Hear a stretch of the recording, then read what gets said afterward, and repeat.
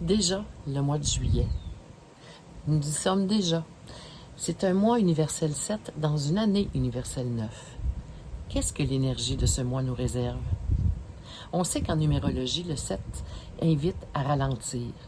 Il nous invite à revenir à l'essentiel, à plonger dans les profondeurs de notre être.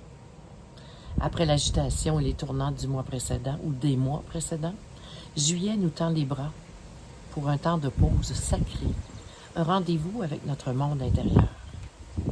C'est un mois pour réfléchir, pour méditer, écouter les silences et entendre ce que l'âme essaie de nous dire depuis un moment. Dans un monde qui court, le 7 vient nous souffler tout doucement à l'oreille. Et si tu t'arrêtais un instant? Oui, s'arrêter pour se reconnecter à notre intuition, pour aller marcher en pleine nature, pour tenir un journal de bord dans ce mois où on demande un regard intérieur, ou simplement pour s'accorder de vrais moments de solitude consciente. Cette vibration du 7 prend une toute autre couleur particulière en année 9 universelle.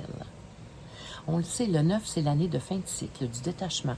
On nettoie, on fait du ménage, autant physique qu'émotionnellement et karmique. Donc ensemble, le 7 et le 9, ils forment une combinaison qui est très puissante pour laisser partir ce qui ne convient plus, ce qui n'a plus lieu d'être. Non pas dans l'action, mais dans la conscience cette fois. Juillet 2025, il ne s'agit plus de contrôler ni de forcer, mais plutôt de comprendre et de pardonner et de clore intérieurement. C'est un duo qui est magique pour faire la paix avec le passé, pour se retirer, pour guérir, pour accueillir les enseignements des derniers mois ou encore pour préparer la renaissance qui suivra le mois universel 9. Donc, le 9 termine un cycle. Le 7 nous aide à intégrer le sens profond. Profitons de ce portail de libération intérieure que ce duo nous crée.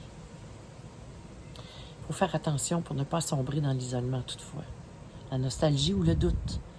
C'est encore un mois où ça va brasser. C'est pas terminé, on est en année 2025, on fait du ménage, ça brasse.